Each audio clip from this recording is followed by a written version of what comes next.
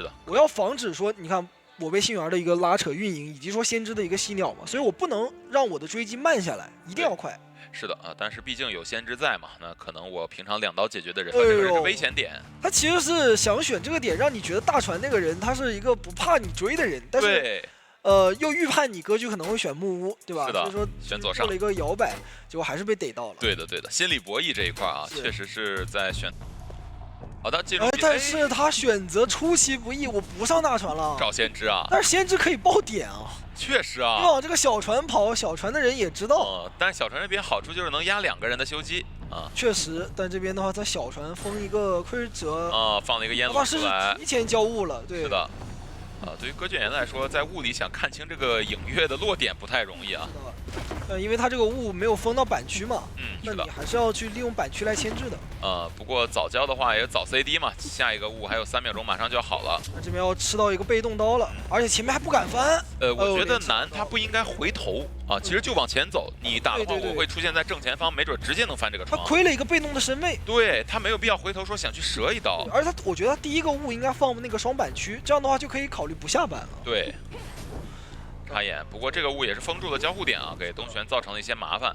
这个地方的话，他通过慢翻不爆点的一个特性啊，不过还是被逮到了，预判到了。对，主要这边也有插眼嘛。是的，而且你没地方走，这个窗户你接完之后，你不可能往右拐，因为右边我还有一个残留的隐约。对的，对的。其实他刚才是想用这个我进出烟炉的这个加速啊，能不能赶紧转到下一个窗户啊？但是还是没有做到，被逮捕了。陶大师选择把自己挪到中场的方向，对我来说，中场小船。这把求生者比较劣势的一个点就在于他的化险为夷被吞掉了。对，化险为被吞掉其中一个啊，只剩承载还携带了一个化险为夷。看一下飞行家，他这波已经是准备就绪了。不过还是好救的啊，2波都会好救，因为他的逃脱术必定会让他出现在一个好救的椅子。而且这把有先知嘛，可以救2波。对。先知在这张地图的话，其实对密码机的一个速度也是一个加成啊。是的。救下来。保住承载。那你这个化险为夷时间的话，还是尽量去倒在一个远离密码机的地方。对，当然实在倒不过去也可以挪嘛。尽可能的还是不要干扰到队友，因为这张地图本来修机就压力大嘛。是的，很慢。那2分钟的一个时间，倒在了大门的位置，然后白纸那边摸到了一把信号枪。选择往角落继续往这个角落挂啊！幸运儿的一个关键所在就是这把枪，看一下白纸这一波过来，应该是要救援帮忙开枪，然后就不管了，打3个人的拉扯。现在这个环境就是大家可能教练做 BP 的时候都在说这个空军咱们以后就不搬了，之前大家还喜欢搬，就是发现你搬也搬不掉，搬了之后幸运儿还能摸一把。对，还是空军啊，半个空军。对，就所以说就直接搬你的什么冒险家去了。是，有些角色是无可替代的嘛。好，白纸这边应该准备要过来了，过来了，但是东玄视角里没有。底线放香水不让你打，这样的话骗你出刀，开枪再救无伤掏。那这样的话，把自己2个道具交完，保自己一波无伤，给南一点点身距，但是很难留啊，还是震慑了。他其实就是为了防止中期你能接上节奏嘛。对，饱满状态，然后我不吃这个恐慌。对的，对的。而且的话也不用去调状态嘛，也不用耽误时间，赶紧就进入到3个人的补1台半密码机的过程当中，进入到中后期的拉扯，这样我3个人就可以迅速的分散站位，然后去破译3台不同的密码机。是的。好，在小船这边找第2波节奏怎么来接了？承载的话，因为刚才东玄第1波手乙之后啊，在这边补了一个眼，所以这台密码机进度也不是特别多。他其实抓飞行家是有好处的，他要测试一下他的天赋。就是你如果说你没有回光返照，我就逮住了。是的。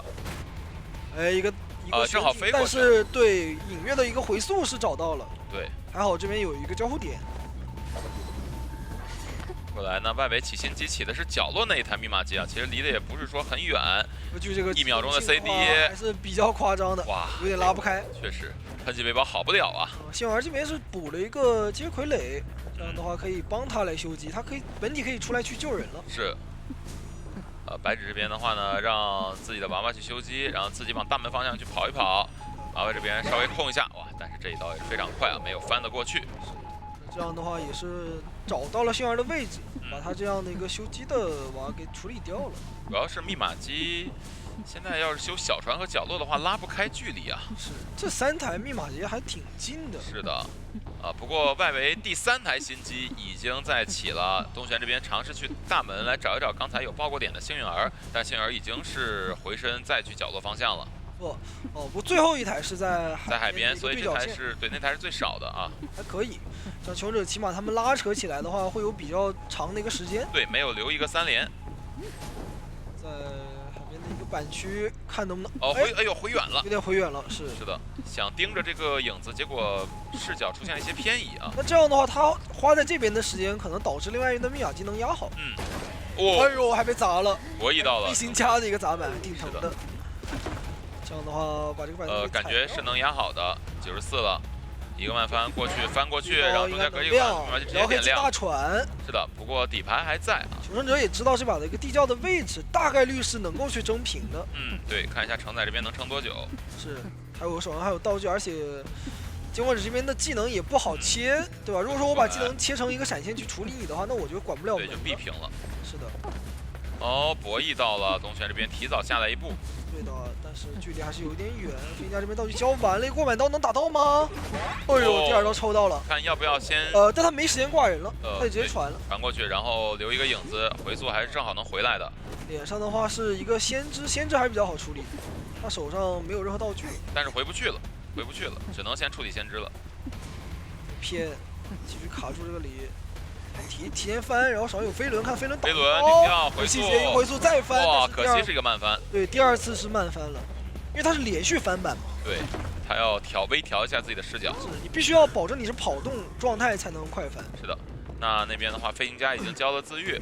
看一下幸运儿这边道具倒是非常的齐全啊，可以卡这个人。怀表有球，应该是可以去顶这波压力的。幸运儿直接往门口跑了，有球的一个位移，感觉是直接去管门。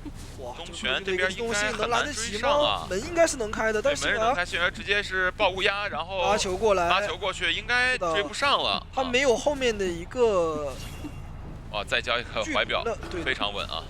过来的话也是保住了平局啊！斗武这波求生者其实还是可以的，因为这张地图的话逼出了对杂货商也有啊。拿割据了，相当于角色池是两边都是同样的使用割据。对，角色池进全局班位的都是割卷员了啊！无论是斗武这边还是朱雀这边的东玄。其实我觉得，其实对于朱雀来讲，他们也是乐于见到这一点，会多一些了。当然，我们其实打了2天了嘛，也没有见到不归零。大家似乎是好的，进入比赛画面啊，中场方向直接往大门走去找一花啊，好像双方都对逃脱大师有一些想法，要有兴趣，因为这个觉得他可能自保也没有那么强嘛，而且大概率是要带化险为夷的。是的。直接放一个雾，同时笼罩了板区跟窗户，但是这个位置能看到影子。但是第1刀他是免疫的，想回来接上一刀啊！他想回来盖板，但是不知道自己会漏一个身影。主要他是会有瞬移啊！你要再想往回走的话，你要走很长一段路啊。对，那这样的话也没有转点，感觉这个位置要被秒了。哇，30秒连拿3刀吗？密码机加一块90，刚才是感觉这个割据真的是打出效果。确实，好凶啊！确实，一花这一局的选点相对于上一局来说，地形没有那么的有优势。我觉得他这个雾放的很好，但是他后面的地形有点差了。对。就是对于这个环境的利用，还是相对来有点亏了。是的，挂到中场这边的话呢，是让远先从船上下来，准备执行这波救援。但是已经被看到，直接闪现打断了成员，还有回速救不到脸上。那这个位置他是没有飞轮的，怎么说？有飞轮，有飞轮。还行，飞轮好了，还行，飞轮躲开。只能换一个队友来救人了。但感觉已经乱掉了啊，这一局。是的，整个系统还能过半，而且宙斯这边的话也不敢过来吃到救。过半了，过半秒救。而陶大师是没有一个26的角色。是，哇，那这样的话，2台密码机多一些，2台半要淘汰第1个人了。这样的话，对于求生者来讲，这个局势彻底有点崩盘。确实。不过还好，气象他能补状态，他赶紧去找位置把自己状态给调整，而且你的闪现刚交嘛。3个人的话还能操作一下。这样调自己状态是不是有点来不及了？或者让队友摸一下，你看那边已经在签订一下这样的一个契约。云确实是太显眼了，你知道，云太显眼了。那个下雨的话，你又耗道具，而且会暴露位置，是不如直接补状态，把状态补好。现在就是2台半不到的密码机挂飞一个人，不过好在其他3个人是满状态啊。要2分钟的减员真的太夸张，很多时候2分钟还没抓人呢。是的，梦幻小迷这个打得很凶啊，是吧？这个闪现非常的果断。这把真的是把士气打出来了。是。在海边已经找到了气象，一个回速贴到脸上，还把躲风给躲了，而且知道你飞轮交过了。是的，很细节啊。开出2阶，把你卡死在海边的这个板区，一踩板只能玩单板，马上就融化，这个位置根本溜不了。是的，必须要很精致、很极致的板区博弈。怎么说？没办法，播不了。我觉得这不是凡人能做到的，这哪怕是职业选手，确实太难了。那把这个人挂上外围密码机的话，还需要一台新的，以及再补一个超级大遗产。在海边，而且他刚才咒术师也漏了位置，以及他能通过密码机的抖动去判断那边的教授，这样直接一个续刀把飞轮还骗了，有3层还可以。有护尾。对，这个位置必须得交，不然2个人必倒一个。那过来的话，再去看看远这边能不能一个腾云驾雾直接上楼。他什么都没有了呀，这样的话，他把道具全打完了。但是能缓一口气，能缓一口气。也不好去牵制割据啊！你看他这个速度，哎，跟上，选择跳下去，没用，还是翻不下去。对，我觉得直走的话应该能翻窗啊，刚才是选择跳下去，是想骗一下割卷员也跟着跳，然后他翻窗他也不一定来得及，因为我这个机动性太强了。对，而且就算你下去之后，我跟着你翻下来，你也撑不了多久，只能说，因为他闪现也好了。对。然后这波的话再执行一波换位，不过好在玉林手里还是有一个化险为夷的。我觉得现在最好的思路就是考虑怎么走一个了。对，平这个局势肯定是平不了的。看能不能先把密码机规划一下，2个人最远端拉扯，然后去找一个机会。教授这边啊，看一个化险为夷，但是没有捡起来，多拖一个2个人的20秒修机。是的，只要密码机有机会点亮的话就。飞轮，但是没办法啊。说法对。这个鳞片刚捡起来啊，但是已经没有什么用了。他肯定是要减员的嘛。他就算说我能鳞片挡一波，但是因为技能没有交，对，基本上是不可能去真的牵制得起来的。只是说化险为夷这一局带得多，确实是一个好消息啊。播到密码机的进度差不多了，但是因为但还差一些。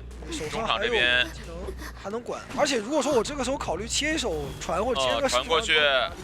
找玉林，要是就近就切时长，远的话就切船。对，正好现在是近端密码机亮了，远端密码机在修，选择牵起来，因为这把拿3抓的话就是一个大分，所以说可以果断挂人。对，但是还是能4格4啊，能4。我觉得也可以摊一手。对，应该不挂了，只要把他远的密码机，然后自己之后让他在上大船之前，哎，要挂吗？让他摇下来也行，让他摇下来也没关系。摇下来了，最后时刻。对，因为你无非就是我多处理你一会儿嘛。但是他的主动技能没交哦。骗到了鳞片，可以再骗一波。那另外一个军绕天咒师的话，应该赶紧往大船方向去赶一赶。6分多秒了，一个蓄一刀，哇，一直在还想要骗一下飞轮，对，王飞轮的意识非常强。是的，那这样的话，梦幻小迷往双11排，不过另外一边军绕天已经绕到大船下了。他居然一点都不担心密码机在被修吗？看都不带看的。看到了，那过来赶紧牵人。挂了，对。还在修，或者我不挂，你敢亮吗？你也不敢亮，我在这边等传送。还是挂上。牵起来了，是的。因为我觉得梦幻小迷他应该也知道密码机是压好的状态了，因为刚才他已经很长时间没有关注这台密码机了。他刚本身差的就不多。看到咒是在修。对，挂上，然后再往大船去。他目前一直盯着大船要跳下来的位置，发现没有人下来，应该是要先去船上排一下。看一下这个耳鸣听到了。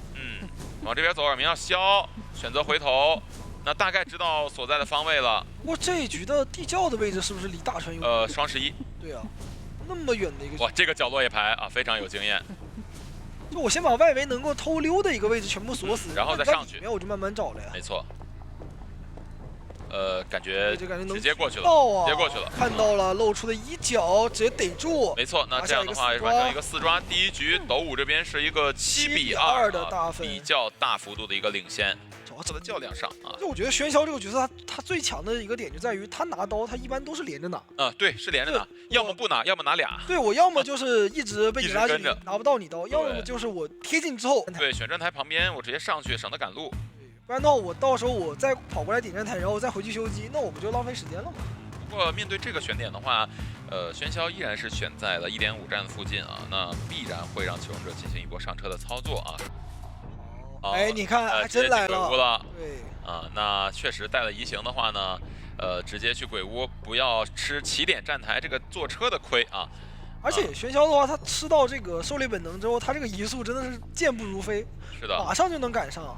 这个气囊也不着急去击毁。 不着急清，前面先去上球。对，上到一颗白球，上到一颗火球。哎呦，这么准！这个得清了，这个堵路了，有点挡路了。感觉是不是偷练红夫人了？这么准，远程刀。还真是啊。那这波翻窗下去的话呢，再有2秒钟的时间，双重惊喜就好了，而且自己的位移道具已经交空了。 再加上他是没有飞轮选项的，所以说他前面远程刀必吃啊。先续上一下这个球的一个不过这边而小夏过来帮了一下，换远了一些。但这个车你赶上吗？还是有压力的。有一些压力。应该是要等吃一刀吧。这里直接上的话，要震慑了。要震慑的，对对对。一起吧。跟着做。一起吧，那咱们就一起3战见啊。人我也不差刀。对。 好，这边你还看一下密码机谁在修？密码机鬼板在修，鬼板的话是刚刚换过这小说家啊。监管者这个信息获取的能力也是很关键的一环。对。下来同侧，再上红。人家没跳呢还。看。他等于其实也是把火灾卡死在这个位置，火灾不敢动了。确实。这样2个球。但是密码机已经修的很多了啊。2台，将近3台吧，算3台整啊。这样的话，就看看监管者这边应该是一花准备直接从桥边直升救援，然后远的话去修密码机新机。想远程去上球，上到了红球。火球。大副的救人你也很难去。确实处理不了的，处理不了的。能够拿到他一刀已经不容易了。尽可能让他别无伤救就好。火球卡住，你敢漏吗？敢漏就打。打。 OK。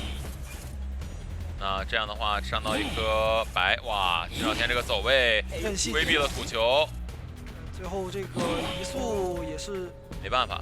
对，主要在那边也不是长久之计，反正这一波是肯定要倒的啊。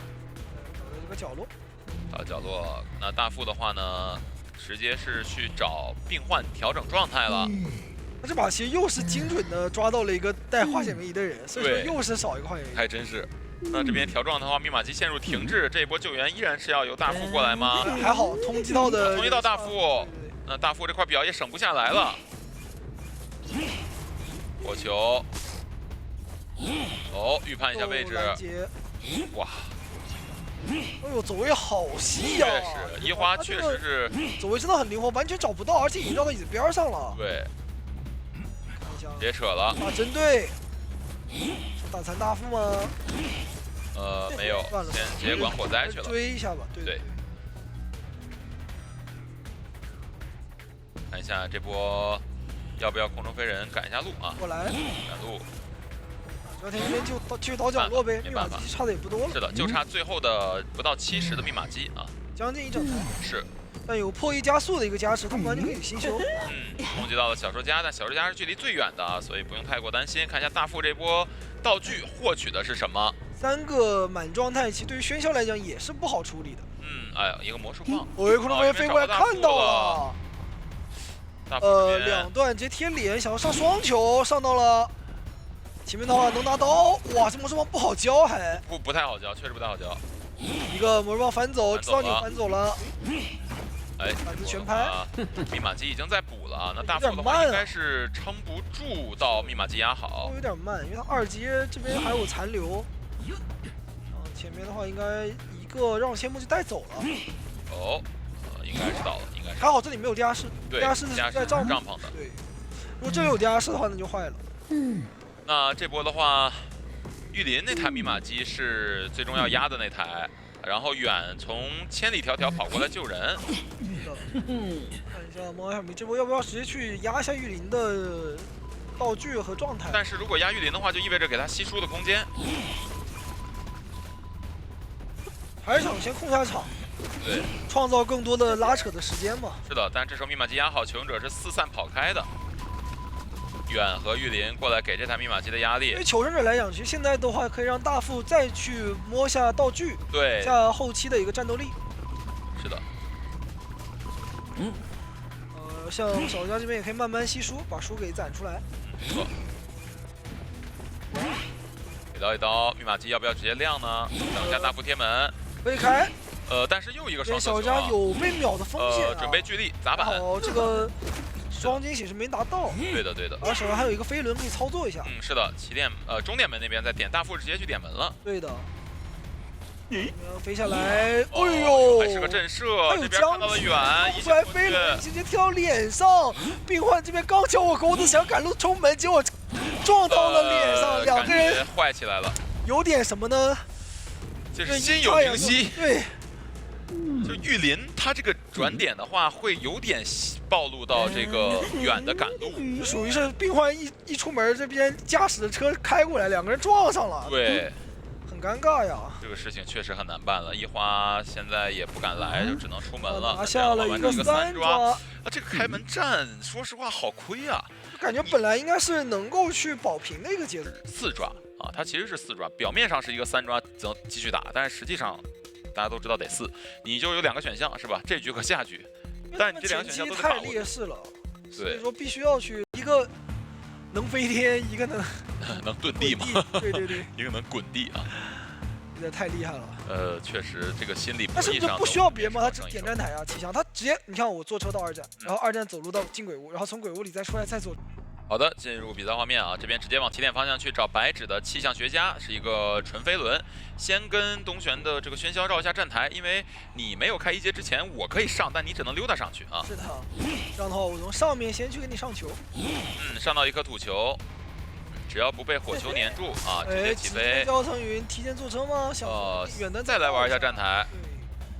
坐车上来，前面走这个板区交互。但他好像也没有拉开一个比较有效。对，没有拉开比较有效的距离。但是马上下一个层云的 CD 就好了。就是我这牵制我又回来了。起来又要去。哎，我上去了吗？没上去。拉扯。这还是说要先拿到一刀，然后再去坐车吗？好像不是很急于坐车啊。他这个转点上来讲的话，对于自己来讲没有太多的帮助，反而是一直让喧嚣卡在了一个比较尴尬的位置。是的，直接往角落一站，罚站大法。飞轮提前交了啊！那这样的话，击倒速度非常快啊，就是一直没有想去坐车的想法啊，就一直是假装坐车，但实际上不坐。这个牵制说实话确实是比较亏的，是的。游民塔冠，但是要秒救了，这样的话，他可以再交一个吗？交不出来，有点伤。掏一刀再掏，哎，人还没救下来呢，人还没下来呢，想先躲开那个双重惊喜，双倒了，哇！那这样还开2阶，气象也溜不了了。没错，哇，有点摧枯拉朽啊！没错，这一局的话真的要奔着多抓去了，把要吃人了。我给到一刀，气象学家也没有办法去牵制了，而且本来能调状态的气象学家放在了外围，就是已经是就在这个喧嚣的掌控之下了啊。是的。外面剩下这2个人，你也不能想太多的一个帮助。这波要么就是砸剑员套化解为硬拖，要么就是小说家过来去帮忙上车。杂技已经过来了啊，杂技过来硬拖了。陈已经过来了。其实你像这种阵容，你就要保证自己个人的牵制。对。队友其实很难给到你太多的帮助。对的。看到了。哎，这波接球，跳过去了。但是你跳，我也跳。是的。土球给到一刀，直接扯了，还能再弹双倒，但是求了个稳。求稳，先淘汰。幽冥那边是被摸起来了，省了一手自愈。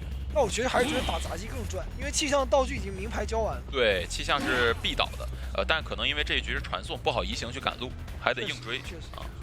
但反而的话，杂技一会儿真的是可以落地去秒的。这样不亏嘛，因为我双进去肯定能找到人。是的，因为你把人摸好之后，我直接传过去，直接找到，而且到了半场的杂技。只能传到2站。桥上这台密码机。对，然后他可以直接接这个节奏。这边是追佣兵，已经2阶了。白球上到，红球粘住，交不出来护腕，过来，抢夺土球，往回走，但这刀还是拿到。是的。那么这个空弹走往起点方向去。对，现在技能先进入了 CT。要不要去再交一个护腕，保证自己一个稳上车？他不交的话，应该坐不了车。对，他这里很危险。走，那一起上。对，那下车的时候，因为双重惊喜也好了嘛，基本上就下车之后直接倒了。不过这个灯是点到了，直接到3站，多拖10秒钟。是的。但是密码机还是补不足啊。哦，这边心理博弈到了，但是东源这边直接将空中飞尘赶上，给到一刀，拿下。密码机的话，现在还差1台整的。没错。不过好在是2台大 A 铲都能补亮。佣兵在于喧嚣，他能手语拦截啊，对，这太厉害了。没错，2台密码机都亮。小人家的话往起点方向走，砸剑员准备过来救人，但砸剑员的话有可能要被拦到。这个人你真不一定救得下来。对，真不好救，只能先捏球补一段位移。东玄这边意识到了砸剑员来的方向，看到了沉默人的身具，但是有点让身位，只能交空中飞人补上，但是提前交出了这个球啊。然后看自己的双重惊喜怎么给。是的，不能让他无伤，一定要打残他。哎，要无伤吗？不行，得打。得打。是的，那这样的话继续追一下佣兵。对的。逼求者。哎，佣兵这一边要小溜一下，难道？很难吧，也被上了双球。白球，直接击倒。那这样的话，传送要不要变通一下？不，我觉得他等这波挂完人之后我再传，因为这样的话呢，你杂技如果说去修机的话，我其实得逮捕他了。应该不换位了吧？求生者让杂技直接贴过来，对，直接贴过来秒救了，应该不换位了。也行，但是这个压力还是很大的。是的，看一下东玄排点的位置。定一下，看到人的右手。右手边应该是定的椅子。对，没有确定到。对，那咱已经捏好球了，手上还有个飞轮，好像这个人他能救啊。但是他没有光反照。哎，东玄这波排人完了，要出大事情。找杂技，杂技是没有回光返照的。因为上挂飞的，你找杂技的话，飞轮定掉了。陈，密码机直接点亮，可以直接亮了，佣兵补球，直接击倒，再去找佣兵。杂技现在去找佣兵，因为没有道具。是的。但是杂技这边的一个自愈速度也是比较快的。这个因为他没有带那个回光返照，应该暂时起不来，会慢一点。对。我佣兵他也能吃一刀去拉走，就看这边能撑多久了。好。再骗。双惊喜能打吗？差一点，没事。第二段打到了，回去找一个杂技传过去，也能争3。是的。杂技这边起来还差一点儿，但这个4直接交自己，还有个板逼你踩板。是的，杂技现在是有很多球的，但是杂技现在缺的是 CD， 对，有点撑不住。看一下小说家的位置是要怎么操作？还有带交球躲开了双重惊喜，单板没有空中飞人，只能在这边走路博弈一个击倒，没有自愈，赶紧过去找佣兵。是的，现在可以利用自己的空中飞人飞过这段河，然后用下一段双重惊喜排到2个的位置。对，排到位置，有没有争4抓的可能？3抓是板上钉钉了，4抓相对难一点。排到位置，看到了人在左手，继续往右排。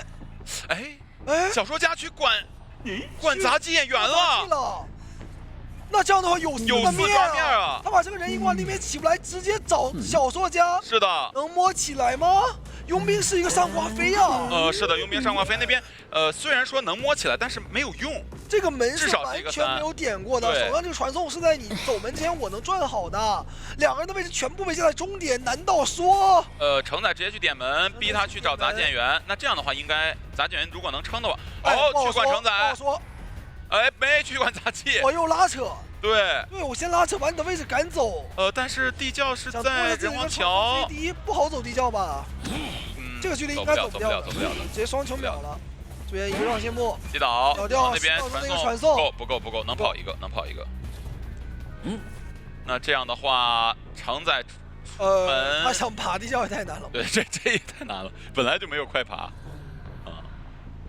那这样的话，这个5分要留到第3局了，就是这局选择4抓没选成功，选了一个3，下一局还得选4。不错的，其实这把确实，就好在是最后是找到了一波杂技跟佣兵的一个机会。其实佣兵最后他上的跳台还是说我们的大房就是木屋猎人木屋啊。我觉得他这把要能争4抓的话，他必须得像那种堡垒坦克一样碾过去啊。对。我走到哪儿一往无前的感觉，对，秒到哪儿，我可能把这个人一抓，然后通过我的手椅让你后面的所有人都挡不住。是的，对吧？就能开2阶，可以来修了。对，他是大部分密码机都是以上半区为主在这个区域的。那点到了右边，这里封锁大房的。好的，进入比赛画面，正前方河方向是南，对面南直接上2楼，这边可以直接荡过去，提前绕近路，对。教授这边相当于是被拉进了深居。哎，再反绕一下，回头的有点慢。对这张地图的理解很深啊。是的，但是南还可以玩一次荡手。对，但是求生者的体力是有限的。是。监管者这边可以连续的去使用。对，短时间内只能玩一次啊。不过这样的话确实很难去牵制蜡像师啊。感觉他这个深距已经很危险了，已经非常近了。前面的话可能要直接吃一刀了。92啊，教授的话要不要交鳞片去挡蜡呢？不挡。满蜡拿刀啊，满蜡拿刀。他觉得可能是我交了这个鳞片之后，我还是转不走。画家过来吸一下画啊，帮忙吸一下画，然后扛一点蜡。OK， 这个画应该是吸到了，准备开始画。对。但是画家身上吃的蜡有点太多了，40多、50多。先被换追啊！ 90多、100。这刀打到画家。那四散开来，还是继续追难。技能也是好的。这边的画家立马找调酒药了，封住这个交互点。对，但是前面直接被锁住。是的，可以一直喷蜡嘛。对。这样的话，你这个鳞片没有把蜡消掉，那带走了。没办法，是的。教授确实比较难牵制蜡像师啊，但是你还没有飞轮嘛？那往大房里挂吗？没有。挂中场啊，挂中场位置。中场位置的话，陈某人把密码机给锁住。前锋好像也没有什么直击撞救啊，前锋在忙自己的事情啊，在修机。遇到了这边的画家，那这波要不要考虑让画家直接顶过来救呢？画家应该得来吧，因为化险为夷，不是前锋就是画家，总不能让陈某人，总不让他这个调酒师来吧啊？因为什么？他这里因为有画嘛，而且有飞轮搏命，所以可以操作。哎呦，很吓人，打一刀，这边放前锋来了，啊，视角吗？晃一下，然后陈某人这边再跑一下，直接但是有火蜡哦，有飞轮。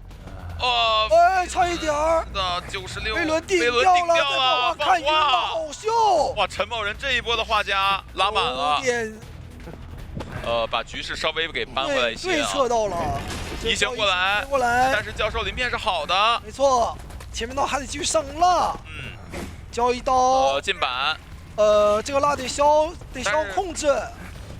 前锋再拿球，一个螺旋，没撞晕啊，撞到没撞晕，90多，哎，但这个蜡块失误了，他封锁住了位置，让前锋想过来扛刀，一个球过来没有卡住位，再回头还是打到了。承载这一局这个前锋就是有点他很努力，对，有点撞不动，什么效果？可能确实这个他真的尽力，这条线确实是有点影响啊。前锋他本身就高风险高收益嘛，密码机其实也修的还行，7、7、8、8，但是也很危险，因为现在已经2阶了，这波人的话可能要被救人压力很大，球也不多了，对，不逼救的话就不好救啊，只能附近玩一玩，刷一波，反正我走一个嘛，哎，火了，满了，没事，手里有飞轮，直接扯了，预判，哇，直接就是一个头铁，对，就预判你，预判我，我预判你的预判，对，预判中的预判，好，那赶紧倒在地图角落，是的。看一下这一局前锋往哪走啊？因为这把密码机没刷嘛。地窖刷中场了，地窖中场。倒在这里的话，就可以不干扰队友的密码机。是的，这个角落也太角了啊！这边走一走，挂到原来手椅的椅子。那密码机这把主要的分布还是在河道那边。对，河道这半场为主。然后还有边上的篝火那个方向。篝火门那边啊。好，看一下这一波找谁承载这个位置会被透到吗？哎，有点影子露出来了，但是应该东玄没有。4台密码机已开，然后求生者这边还有2个满砖太， 2个满砖太拉扯1台，也会有点压力。对，他这个移形不能乱交，对，乱交的话这把就留不了4砖。是的。要保证自己交技能就能秒人。在2楼这边一直在排一下点，但是耳鸣。找到了陈某人，但陈某人画家已经有一台崭新的画作，那边承载还摸到了针，那状态也能调满。封一下密码机，看一下外围敢修吗？没有人再去破译，再玩一下这个荡绳，找陈某人到前面的一个比较低矮的这个板区啊，放画。还有一个飞轮可以操作。是的，72，哇，这边是一个踩板画。过去之后，前面到前面的双板区97，要不要开火蜡呢？想要先定住。定住。火蜡接平 A， 但是他有飞轮。火蜡要，飞按到。那还有一波大节奏啊！对，而且画家他没有回光返照啊。机会来了。是的，调酒师要是选择修最后一台的话，还要被封锁。哎，我觉得要不直接选择把他也卖了，不救了，就留1走1。你看，现在就要走1。现在摸了一个娃娃，我直接躲在一个角落里，用这个娃娃给你耳鸣，或者说我来偷人。移形过去，移形过去，想手密码机，这边密码机没封住，对，卡拉胯密码机的话，我就不能不救了。是。 飘失的话，它是没有飞轮的。哇，高大持刀下板，再翻板还是个慢翻。那前面这里很危险啊！这小门这边就要倒一铲了。这一铲应该带不走了。上一下，不过拉胯躲开了。对，这边那个加速9。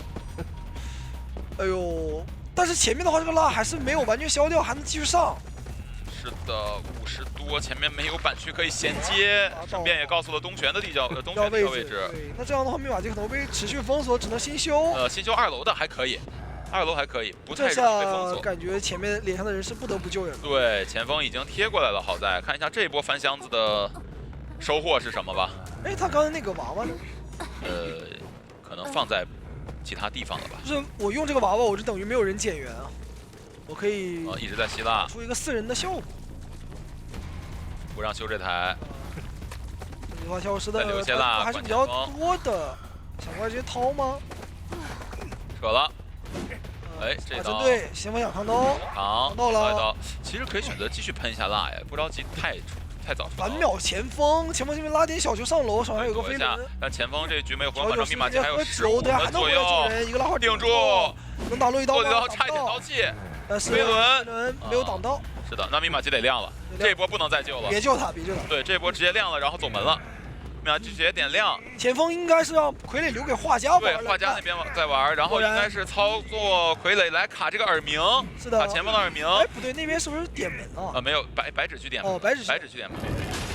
上去了。哎，发现画家了。但是你把移形交在这里的话，门是肯定管不到了。好像是，只能选择拿3抓了。确实。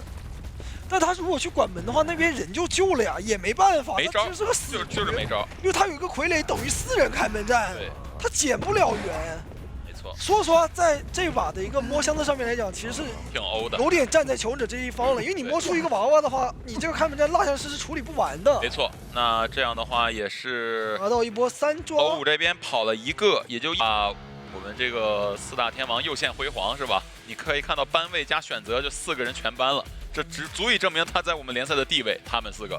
其实我觉得今天4大天王的表现还是可以。然后呢，艾维选在了大防右侧啊。没错啊，但这个位置的话，他就很灵动了，他想去哪就去哪。我中场本体赶过来，对吧？左边赶我下，右边赶我下，把你这个连击跟你。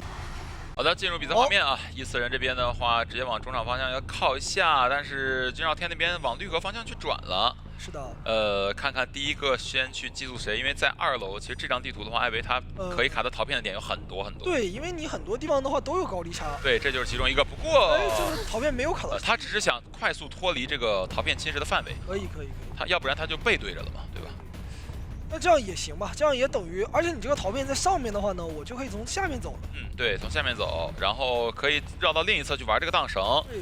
前期的话，身上的侵蚀度不会很多。他如果说是一直在逃骗里硬走出去的话，可能要涨到59。对。我把你卡在下面之后呢，你从下面绕上来，我就不好下去了。是的，继续跟着，然后这边一个喷，但没有喷到啊，被躲掉了。其实这边的飞轮也快好了，而且洞也直接交，不给你身距。这个洞的话也是打了一些零零散散的中型洞啊。这把应该还是一个闪现去开刀的节奏。对，闪现开，但是祭司他的侵蚀度不足以说是能够 A 晕这种感觉。他可以闪现喷一口，然后再打。闪现交吗？得交吧，交了，但是没有机会去喷啊。那等下一个激素落地吧，激素落地应该是能够，只要14人的一组本箱不空，应该是要倒了啊。但是如果说君少天这边神通广大。他有一个飞轮操作的空间，躲掉了君少天，躲掉了这个14人的寄生喷。那对于严少来说有点坏，这个局面啊，神通广大的君少天，现在不能让他绕回来但是本体我没躲掉，可以这是前在追击的时候捕捉到祭司想观察你身距的一瞬间，交了本体后。因为你像他身上有个小箭头嘛，箭头就是他的视角方向。对，这个地下室应该是要进了，应该是要进了。那你这把的话想争，你得把他救出来，佣兵得来。佣兵来的话，这开门战就少一分希望啊。没事，还有勘探员，勘探员到时候可以磁铁抢救。对，磁铁抢救可以的。那佣兵先过来了，先把地下室这个东西还是得佣兵来。地下室上面的陶片拆一拆，打一刀，给一刀了，弹下去。要省道具。没有选择弹，道具省了。然后因为你现在毕竟是极端情况嘛，极端。对。特殊情况啊，要处理一下。落地刀打到了，那也没有选择去参。我觉得可以把医生调下来去找一下佣兵了。对，但是还是跟紧，因为他的任务其实算了，对，没必要。他牢记要留住一个啊，牢记要留住一个。全网最会上分的这个职业监管者。 就我知道我是吧，留一个就够了。我的目标就这个。是的啊，这边直接一个控磁切磁级，导致让你没有办法被骗了。身具去吸，应该是挂不到地下室的话，这个位置还是能断一下的。对，大房外的椅子。磁铁这里的话，来不及再去补到第2下了。直接把伊斯人调出来，因为刚才已经是寄宿过了勘探员啊，所以现在只能尝试用一组本相。他这里这个寄宿就留着，我先打针对，打不到针对的话，我就等第2波2阶落地把你击死秒。哇，这么危险吗？这98有可能要 A 晕的。想叫完了，没有看到能交出来吗？磁铁啊，直接但是人要被打。是的，哎，活不了。哇，这波能抓来都玩的就是极限啊。对。这时候把大洞交了是什么意思？这里的话想强吸，然后大洞转走吗？咋可能呢？这不可能发生吧？除非有空军，说实话。对啊，有空军可以做到，没有空军真的做不到。或者说你幸运儿一把枪加一个，反正你得有枪。对，光磁铁的话是不够的呀。因为你要论控制的时长，你真的还是得信号枪。至少得需要6秒。对。随着他的上挂，那么也就宣告了起源任务的完成。是的，这边的话，斗5已经是拿下比赛了。现在的话就看争一个4抓，把这个胜分再打回来。是的，看起源这边能够抓几个这一局，因为现在别说这把4抓很有机会啊。有机会，因为现在修机的是半状态的，而且手上的人又进入到地下室，而且手上的人没有回光返照。对，这把大概率还能触发这个幽闭恐惧。3个人我还能关门。3人幽闭。对，小幽闭啊，幽闭恐惧青春版。但是也是对于球员来讲比较头疼。对，因为本身艾维他就是门就要争分夺秒嘛。过来，秒佣兵倒了。因为这密码机也没有压好，也不能强亮。还有逃骗，选择先管一下，然后用14人过去卡住2楼的位置，这样我同时挂人再加追击。不过楼上那边本来也有一个逃骗啊。是的。14人附近。应该是用双逃骗。那个逃骗在外围。架死。想过来打这台密码机，化险为夷现在是都交过了，所有人的都交了，3个全部交掉，伏笔也不剩，只能御林在大房里起新机。但新修的话是肯定来不及。对。然后他只要打一个针对，你这把就很危险了，打一刀。给到一刀针对，给到一刀逼救啊。闪现。哇，知道御林那台密码机实在是差的太多了啊。御林这边也不敢去修，一直干扰。是，佣兵看这边就是利用自己的小化险为夷去带走，然后这台密码机还是得打86那台。他现在还有一个很绝的，就是你要拆这逃骗，我一个14人喷，然后再落地。对，打断再落地。你还不敢拆，然后我这边再等下一波的一个技术回来找佣兵。钓鱼一下，看这边密码机有没有人碰啊？没有，那过来直接是找一花。就这一拉一扯之间，你修机的时间没有，我逃骗的冷却的时间有啊，而且挂人的时间还是有的。这密码机看远是这个远是想给一些压力的啊。监管控场它的一个收益所在。这人一挂，然后这边我又能重新寄宿了。反正到刚才为止修了10%的密码机啊，挂上之后能蹭到20%，但是没有什么用啊。现在是一个慢性死亡。马上我又能寄宿，而且你这个人救不了。对。看能不能用一个大喷秒救啊，就是赌。但是我这样远端透视你的飞行家，你只要敢动，我就切回来秒你。是的。勘探员选择硬修，感觉这一局的话有点无可挽回的向着多抓局去了。这样叫大喷吗？他想操作一下，但是没办法。他那边侵蚀度已经涨满了，勘探员现在的策略就是硬修，但是在佣兵挂飞之前，密码机是压不好的。这个时候自己手上还有2阶，还能去压迫这边的勘探员。没错。再把14人调回来，然后。在大房里，不过这个密码机是管不了了，没亮了，密码直接点亮，然后脸上的话是远的飞行家，还有一个喷气背包，然后14人在管另外一个人。对，现在的话就是尽量把距离，就是不是把距离，是把这个牵制时间再做的长一些啊，要不然门肯定是没机会点开的。这已经叠起来了，对，再交一个喷气背包。哎呦，直接一个喷加过板，门还下不了板，门还没碰到。因为你这里只要看我，你就会被打断动作，下不了板。你不看我的话呢，那我就直接过板了呀。地窖在绿河上游，然后这边直接调伊斯人过来管点门的玉林。玉林的话叫飞轮出圈，手里还有2块磁铁，但是不敢回头扔，只能原地扔。马上就好。是，我这里完全都不需要走路追你，给你交道具，我闪现马上好。对，等闪现，然后身距拉近了就可以直接交闪了。别追猎嘛，先把追猎叠起来，对，什么道具都不交。因为玉林他刚才是交了飞轮出圈的，啊，这边吼到了，你看我闪现一刀带走，拿下4折。那这样的话，气焰的艾维还是一如既往的猛，说实话。又是一场酣畅淋漓的多抓呀。是的，那这样也是要恭喜斗武战队拿到了本场比赛的胜利，也是喜迎自己的2连胜啊。对的，而且是一个不归零的首秀加启源这赛季首秀的一个艾维，当然能够限制到他的效果，在他面前如履平地。那杂货商的话，其实也可以在一些关键的模型开个口，是，哎，自己能过去。但其实这个图的那种长墙之类的，我觉得不是特别多，就可能说长板区会多。大房旁，那应该就是冲着魔术师去了。毕竟怎么说，杂货商这个角色是完全不怕大房这种无敌地形的。没错。但是魔术师的话，这个位置他也可以提前拉点，但至少在那块板子还在的时候，可以跟。那看一下，祥雾梦选择果然是冲着大房的空调去。是的，空调。前期没选择先攒一下充能啊。他这里反绕过来，是的，点位。这里一个自然交易，先吸收了一波地面，然后再开一个门，直接玩木捆。是，不过这个地方。用荡神过去的话，不算能拉开特别远的距离，是直接用藤蔓其实魔术棒可以挡住的。哎，刚好进入一个隐身状态，仙妖梦没堵到，追不到人。那趁他交互的时候，碎石炸倒一下。没错，但这个点位开门的话，其实不算能够拉近很大的点位啊，反而是第2波碎石并没有拿到伤害，但这边平地板吗？有点难。飞轮还差2秒钟，哦，还是率先吃刀了。那只能利用这个受伤加速拉回大房，不过这个位置还是比较危险的，可能要交个魔术棒上了。木捆再捆，再翻一下。是的，不过空调是直接跳了下来，他飞轮顶掉。没错，但前面是翻不过去了，只能从左侧掉下来。这里掉下来，没飞轮了，没操作空间了。是的，只能倒地。前期还算是把自己所有的道具跟飞轮都用到了。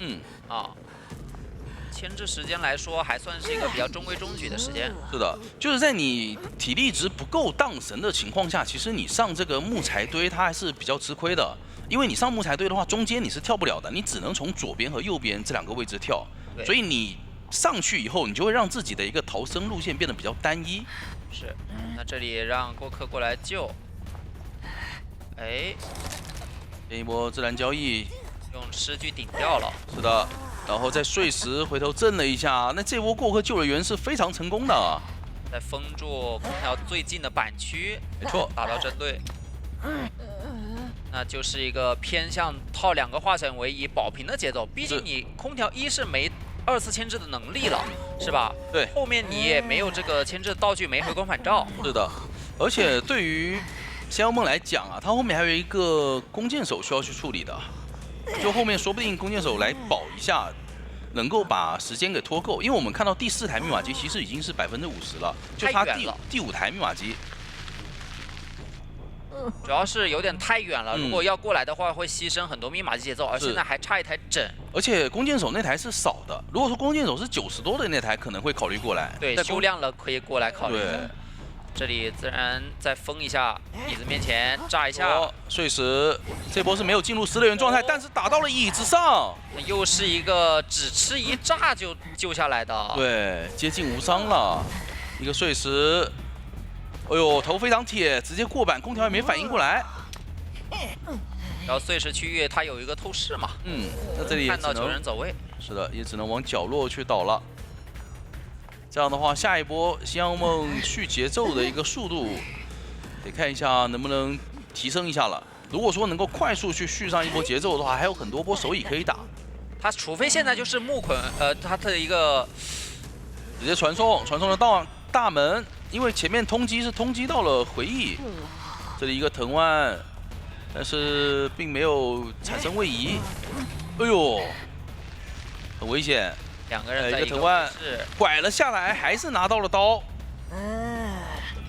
那现在大门这台其实倒不是特别多啊，多的反而是远处过客的密码机。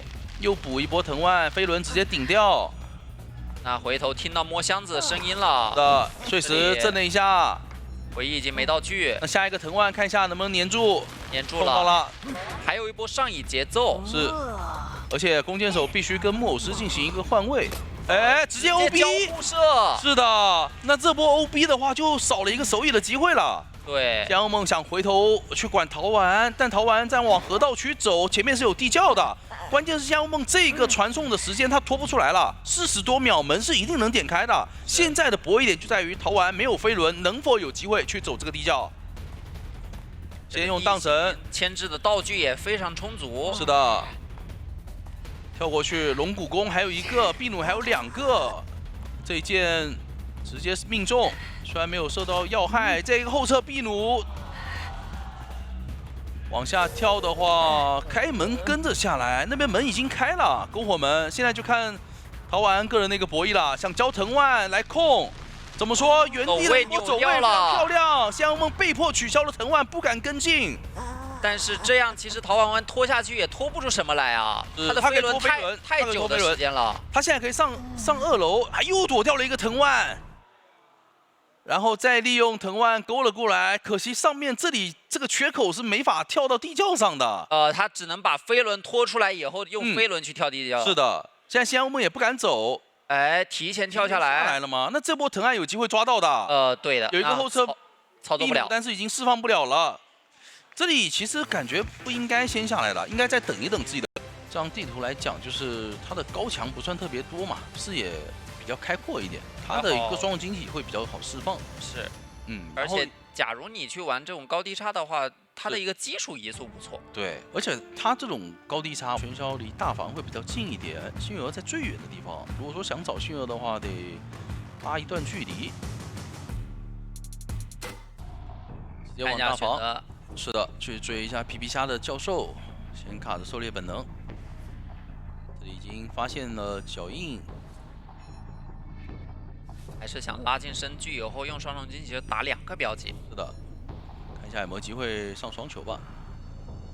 荡神跟着荡过去，不过这边荡神过去的话，视野会主动朝下，也是掉了自己的一个狩猎本能。是一个双重晶体，说补上2颗球，那这里绕场谢幕可以直接拿到伤害了。因为前面用红色区域一直沉默着皮皮虾的一个技能，没法释放。把板子都处理掉，那是一大段空地啊！下一段双重晶体又好了，提前是预谋了一下，把技能又封住了。如果说再拉过来的话，有没有可能交不出来这个技能？提前交。是的。哇，好细节。是的，捏捏提前把双重晶体布置在上面，就导致皮皮虾它往上走，如果要右跳的话，它一定会在空中被沉没。那你落地以后，你甚至也没法再交那个释放那个技能了。然后在第2段拉过来，虽然说技能交出来，但是因为喧嚣他这个出刀嘛，确实教授也是比较难以去抵挡的。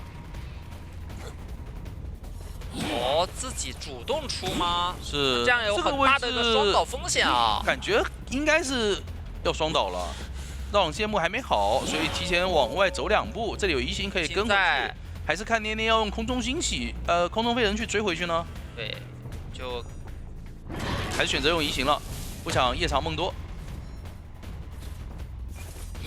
这里也是非常细节啊，个飞轮先交鳞片，但是这一波打了个反心理，直接拿刀了。是的，哎，一个手来了，那这一波就有点难受了，要重新再上3颗球。对，这个木捆，而且幸运儿带着枪过来了，这里可能要交枪把人给保走了。一个空中飞人想去躲一下这把枪，但18也很稳，并没有交出来。应该是等倒地以后交吧。这波直接交，哇，飞轮第1波，没错。飞轮清掉了球，然后进板，但这个位置还是要倒弓箭手，看一下皮皮商的位置已经在大黄破译了，没有过来。那其实来了2位求生者帮忙辅助的话，密码机也没有拖出来特别多，说实话。只是拖了一个守墓人双倒以后的自愈。那下一波救人的风险很大。下一波救完人，这个教授就不一定好保了，因为枪已经交掉了。 2个人都过来。是的。幸而有个香水。不错。放出来。这里双龙惊喜，看一下怎么释放了。一直焰火舞台烫着也回不了香啊。说，哎呦，这个双龙惊喜是一波反走，皮皮虾没有被上到前面的那个球，这里交出了鳞片，沉默以后，喂，等级效果过了再 A。是的。 现在密码机还差一台整的，以及2台大遗产，而且站住了脸上1台。是的，移形直接去找18的位置，18现在没有一个自保的道具啊。前面是用他的机械娃娃帮忙把守墓人状态调整了一下。这里快速节奏非常的快啊。还有打倒，对，还有个地下室。关键他应该是不准备地下室了，准备把人给压在遗产边上。他知道外面没化险为夷了，接下来你每一波救人都有可能造成一个双倒。是，然后逼守墓人救人，而且最关键的是什么？守墓人这一波是没有绝处逢生的。如果说守墓人被打倒了，那么求生者的节奏就非常难受了。那只能让皮皮张过来，皮皮张过来支援一下，因为有一台遗产在脸上帮忙拉扯，就算不救人也可以直接来破译这台遗产。 直接原地站，把撕裂值等掉。是的，给到1刀。那这样呢？说惊喜，双惊喜放的不是特别好，只能先把驯儿打倒，还可以再拉一段，能有机会吗？飞轮提前规避，空中飞人过来，只差一个粘土了。是的，粘土舞台的惊吓标记并没有上到，继续挂，差1台整啊！念念听到脸上的密码机是有声音了，他知道求生者已经没有办法再去多修了。是。 这一波想用一个双龙惊喜远程击倒弓箭手，能做到吗？有可能被偷，人要被偷了。是的，双龙惊喜再拉回来。但是对于幸运儿来讲，刚好这个真空期啊，捏捏手上是没有技能的。密码机也还是差太多了嘛。他可能考虑的什么？把18卖掉，后面2个人利用现在最新的一个中场线木，来看能不能打跑一个。 那毕竟他也没有以前那么猛了，就看一下吧，看一下这波华妃星娥，两边互相拉扯。其实对于捏捏来讲，这一波只要打倒守墓人，他就有很大的四抓面了。不过他选择直接传送，先处理一下弓箭手，毕竟皮皮张这边是半状态。给到一下标记，是远远的冷骨弓命中了。那现在手里没有道具被架在这里，他可以等撕裂值结束。是的。 但是我们可以看到守墓人那边的密码机也是非常多了，马上就要压好了。下一个双龙惊喜好了，这波能有机会打倒吗？被预判了，皮皮张翻了回去。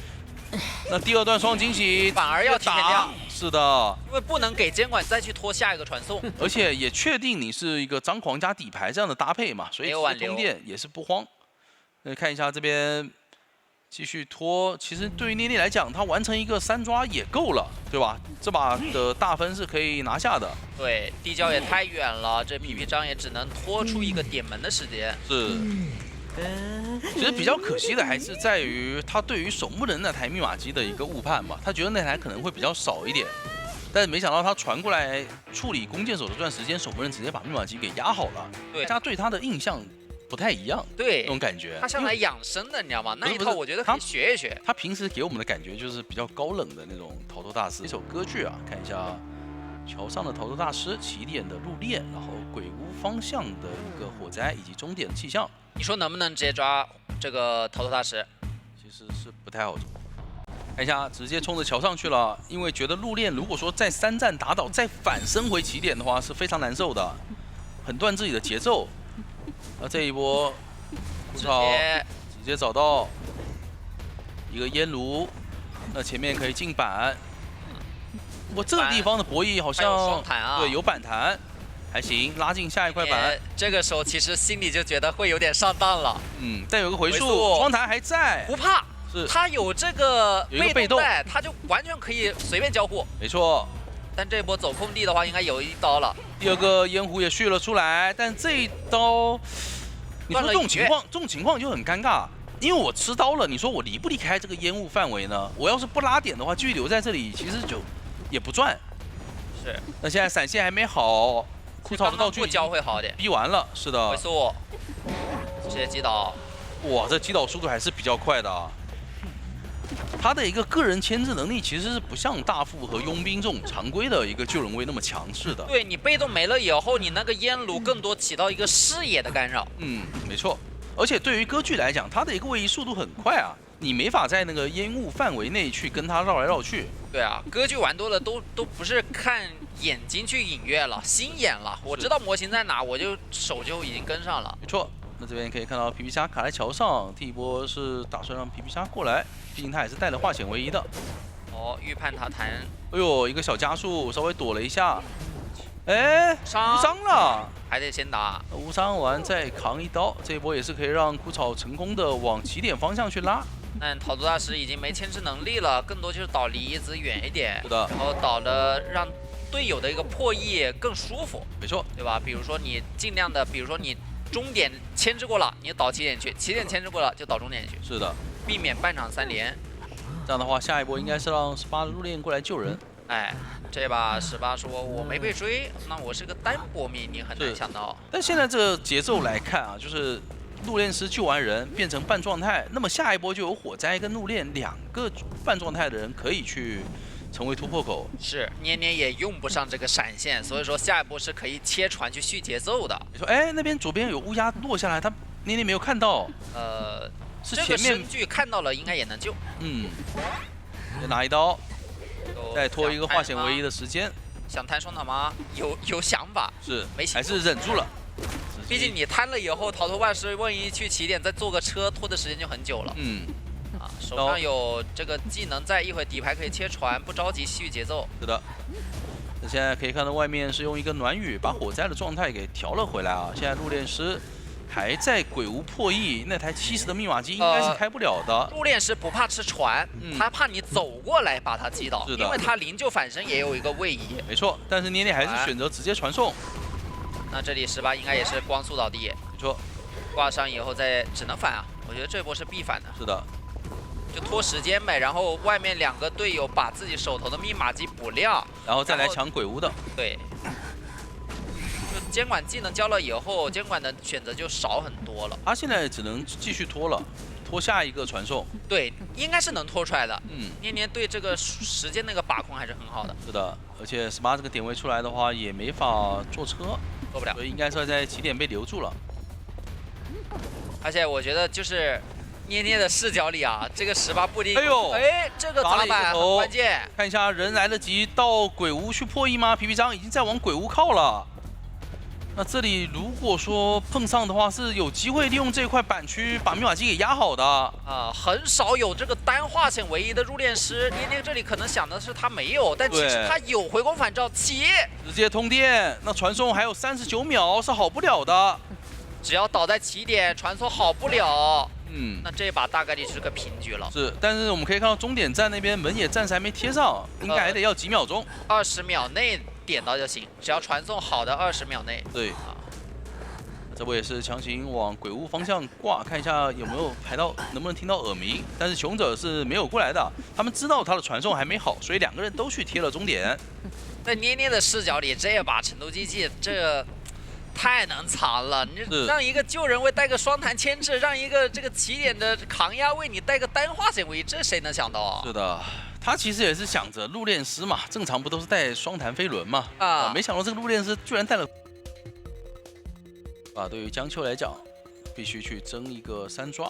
我觉得北京他 BBG 想3跑，这个选点上可以下点文章啊。就是你一看这个阵容，你就觉得。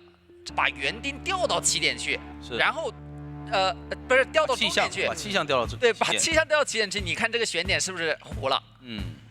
但是可惜调不得，求稳没调，求稳是。但是空调嘛，它在起，看一下直接往起点去。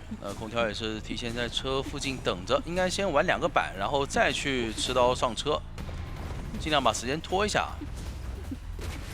那你可以看到外面的求生者也是都破以上了。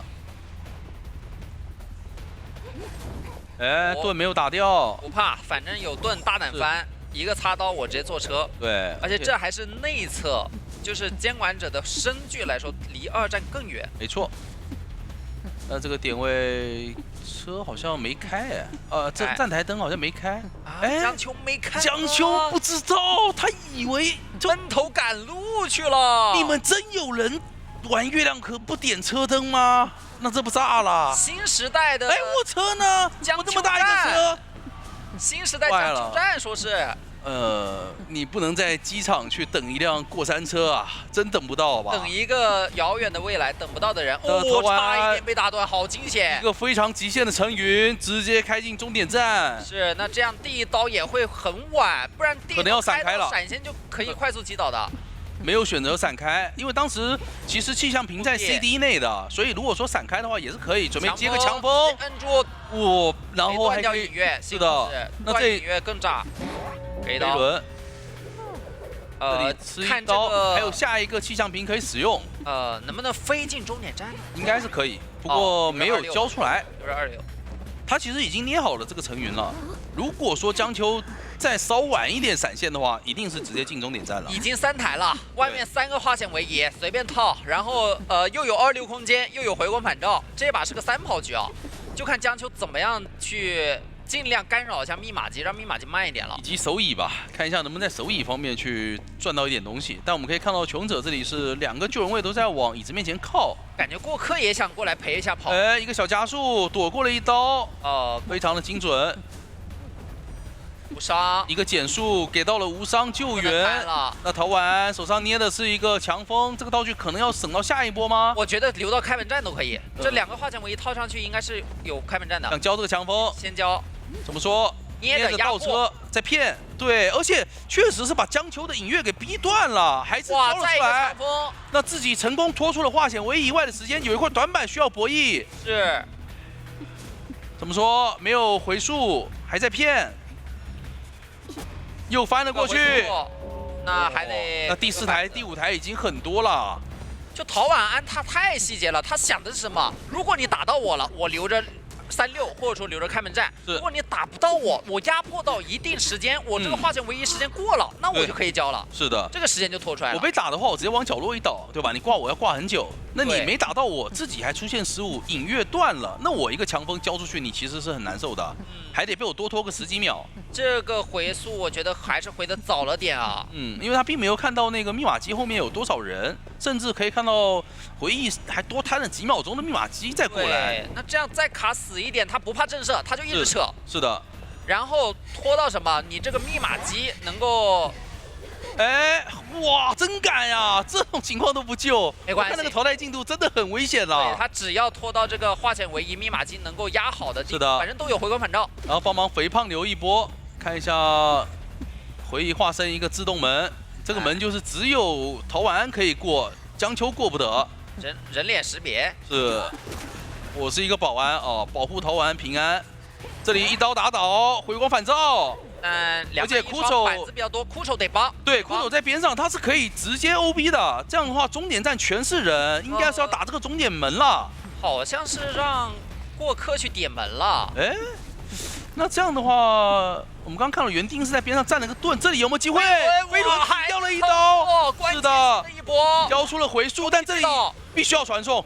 你得做选择，你必须要传送。你先挂人门一定开，是的，而且你传送落地还要被炸。对的，你如果不直接传的话，你是管不住这个门的呀。那这把3跑了呀！恭喜北京 WPG 完成了3跑，并且是一个2比0拿下了比赛的胜利啊！这一把只能说是等不到的人。我还以为你要说首先你古董商是不好发挥了，对吧？那你前手的话，莫武师以及魔术师有一定牵制空间。但这个阵容如果说我针对古董商去打的话，其实我的下限还是比较稳的。包括你脸上是魔术师，但应该不会去考虑追这边的魔术师，因为魔术师他这个角色会比较克制艾维一点嘛。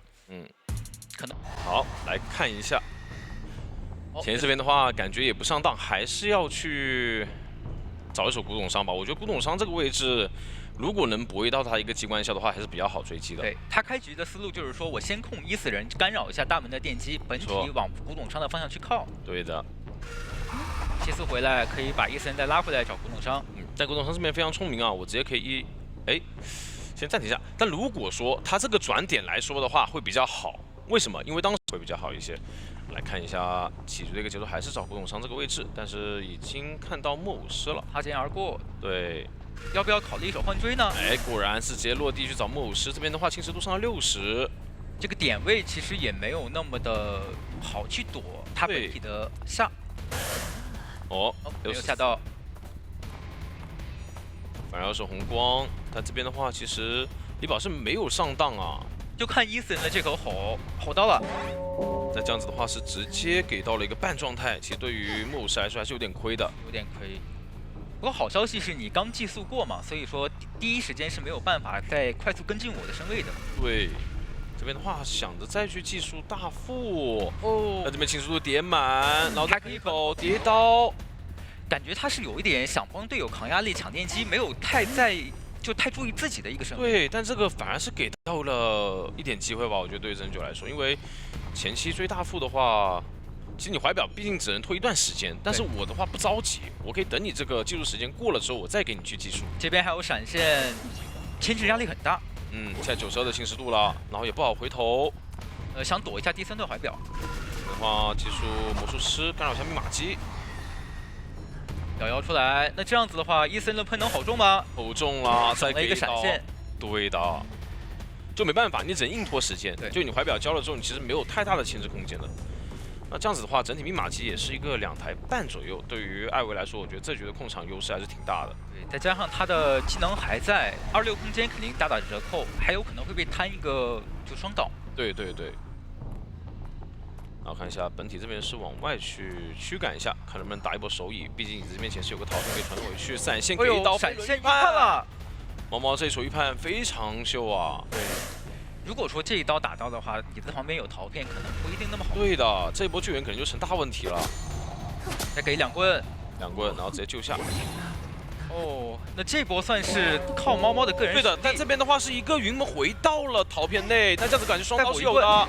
但是距离打不开，并且有张狂有耐受力，还是说是也不赚吧？看下来，对，他现在开出来2阶，再去找你这边的大副，你的怀表摇出来了，是没有办法规避的。就有个问题是什么？艾维他在后期的话，你是没办法补状态的，对吧？那这个大副现在目前他就只能属于一个亚健康在场上游龙的一个状态了。对，包括他们这个阵容，其实打状态也没有那么容易。是，那现在把人挂上，唯一能救援的是魔术师，但是化险为夷的话是没有携带的。这边一个2阶落地。59的侵蚀值，椅子旁边还有陶片，压力非常大。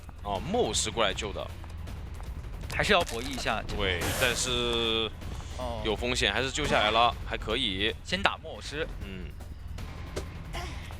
因为毕竟你古董商这边出陶片嘛，还是会沾到这个侵蚀度。那我只需要去稳定给到你个2阶的落地的话，还是能进行击倒的。但他现在2阶还没有好，所以得稍微再等一下。要等。这边陶片已经计数了，然后古董这边还有最后1棍，看怎么博弈。侵蚀度，但这边回头给1棍博弈成功。猫猫这一局的古董商真的是扛起了很多压力啊，全可点。而且这边伊森躲掉了，那这样子刚刚寄宿结束，得等下一个伊森的吼才能击倒。没错，而且这边的距离的话是反而绕开了很多，选择上2楼。伊斯人一时半会儿可能有点跟不上，想在下面打一个拦截。对的。在陆地下来有点断节奏，这边想去管密码机，但是密码机旁边根本没人。真9在预判有人在压大船这台密码机。对。那这波有一点就没有算好求生者这边的想法了。是我感觉这一局真9其实到后期有点太想过去摊节奏，反而把节奏给到求生了。但现在的话，密码机已经来到一个快压好的状态，2阶落地，但这个时候59的侵蚀度根本不慌，一时半会击倒不了。对的。不过回头顶满侵蚀度，但这边密码机一开，4人开门战。没错，再传到海边的一个陶片，但是大门已经在点了。那这样子的话，伊斯人还在小门附近，再赶去大门感觉有点难，所以说只能选择去留小门的人了。对。但是他们好像求生者不太确定他的1、4人的具体方位在哪里，所以点门还是散的比较开的。对，但是门是在点的，所以说这个时候我觉得基本上门点开的话，大概率是拦不住的。可能趋向一个3跑。3跑，对的，这边还是要尽可能看能不能把淘淘这边留下来，闪现交出，给到一刀直接击倒。然后另外一边的话也是一个3人出门，那也是求生者拿下了一个3跑。对，上半回合拿下一个3跑。哦，感觉这一局的一个反转还是真的挺多的。对，从开局的话，你看到，真人9这边是一个以追带赶吧，就是一边走，然后一边去看能不能去拿到更多以及他的藤蔓衔接。对他他开门跟他的藤蔓衔接的特别好，就基本上一开门之后，我交藤蔓，近距离的就直接给到求生方一个眩晕，对吧？那这个时候造成伤害的速度非常快，毕竟他双11这个位置也没有完全限制到杂物上，对吧？那我可以抉择于你小房的人跟双11的人是谁，然后我去追击。可能还是会去追击一下教授吧，因为教授这个点位开门进行跟进身位会更方便。好的，来看一下这边起追是反而去找小房的飞行家，开局吸一个地表。对，飞行家在牵制杂货商的时候其实也还好，因为他是有个藤蔓能快速跟进身位的。对的，就哪怕你拉开距离，我还是能跟进。这边开个门，开个门之后，碎石交易看能不能想去封就点位，只要近点就交碎石啊。基本上你下板的话就但这里的话是利用反应很快，利用下板之后的一个快速飞行器躲掉了这个碎石。是的，再开个门衔接藤蔓。哦，但这里的走位非常秀，再躲一刀。但是还是要给到，因为它是个平地。如果说是这个藤蔓没有躲的话，可能就是一炸加一刀了。对对对。但能看出来小一鸣的一个反应还是非常快的。再吸一个地表，消除悬停。没错。那这边移情的话也是跟进距离，确定翻窗之后再落地。前面碎石，但这边的话反手一个不意，再砸一板。慌不忙，虽然说是一个不太好博弈的一个板区。没错。那这边再开门，手上还有个碎石，对于0.25的飞行家来说有点难博弈了。这边选择交出自己的一个背包，但同样是一个空地的话，还是要进行一波击倒了。给到一刀击倒，但这一波牵制，我觉得对于求生方来说还是挺优秀了，真的挺优秀了。因为他前期的几波扭啊，再加上你的移形也逼出来了，是吧？在双11的话也是拖到了一点时间。没错。倒地电击的话也是趋近于一个3台了。但我们也说过嘛，杂货商的一个手椅上面还是能做很多文章的，就看下这一波能不能迅速的排到11的点位啊。11的话，这边也是保险起见，提前摇出了怀表。对，因为这边的话也是比较稳，先把地表吸一下，然后这里选择出刀，看能不能打到。对时炸一下，炸一下，但是全部给到了飞行家的一个伤害。大夫这边选择一个无伤救，那算是很赚了，对于球队。对。第2波的话，甚至还可以让大夫再过来卡一波。没错。慢慢跟进一下距离。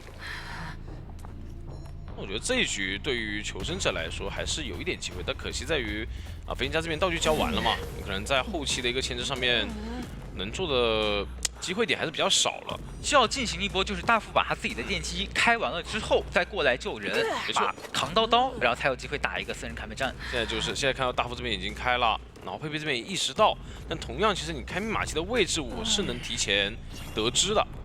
对吧？然后虽然说怀表交出来，那看一下佩佩这里能不能提前把人给打出来，想预判位置。2个出刀都没有打到，还有怀表第2段怀表，手上一个碎石，一个藤蔓。对的，这边破影了。先吸地表，粘住，想去藤蔓缠住，但没有缠到。一个地表杀一下，博弈，再博弈，哎呦，血线太极限了。是的。再传送落地，这边管住小房密码机，93的密码机一时半会开不掉。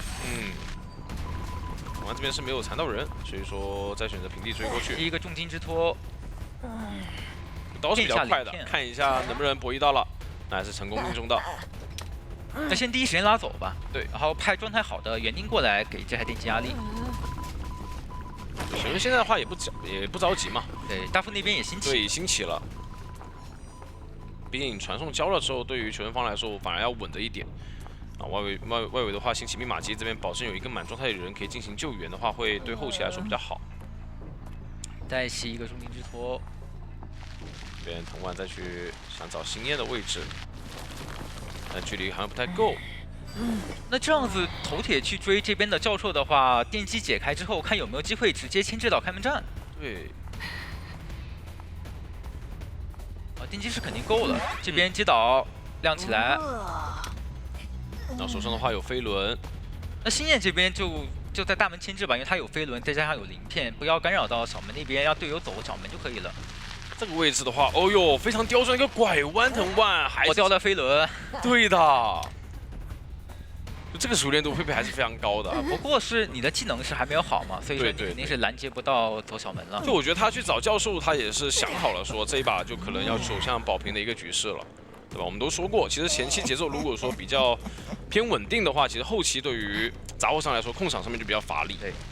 不过他这把任务也算完成了嘛，因为在抵制队友3跑的情况下，他只要拿到一个保平，角色的强度再加上自己的熟练度是。阵容的话，你虽说咒术师和木偶师他比较好牵制跛脚羊，但也不一定是说我就是能牵制够，就牵制一个3跑局出来。就很多东西都是理论上面，哎，这个阵容是好打的，但是实际上面我们场上的变化是很难去猜测到的。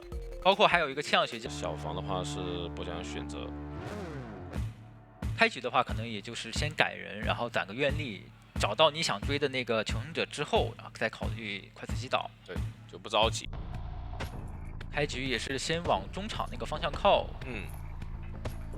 不急，就我先把你电击速度降下来之后攒愿力。是的，那一边驱赶过去，但这里的话是反手走去小门的位置，找一下狗狗的咒术师。对，因为咒术不处理的话，后期还是会比较大威胁的。看一下，这里骗一下翻窗之后再过来，前面的话可能要起一个笼子了。感觉想把这个板先破掉，然后再起笼子。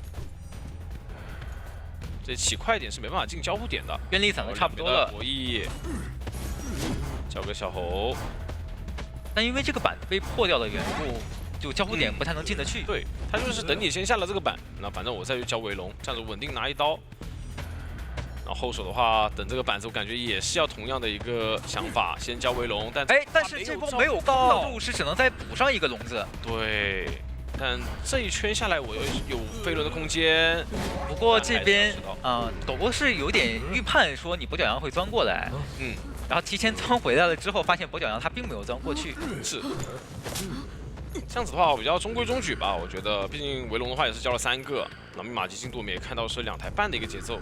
闪现技能还在的话，把狂欢之椅换到离木屋更靠近救人位的这把椅子。对。感觉是提前预知了实力来的方向，先围龙罩住，拆龙，但是人在里面，把围龙拆掉了。我血线还够。对的。逃脱大师的话，救人是不会有特别大压力的，因为他是有一个被动可以抵挡一次普攻的伤害。